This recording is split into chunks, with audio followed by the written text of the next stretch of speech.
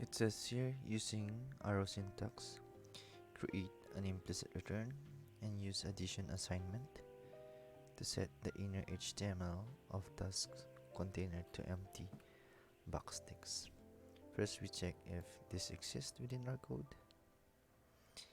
and it does, and it has already been declared by getElementById. So within this for each, we create an arrow syntax and use addition assignment to set the inner HTML. And inner HTML is used to get the content of the HTML through JavaScript. Set this, and it says to set the inner HTML off.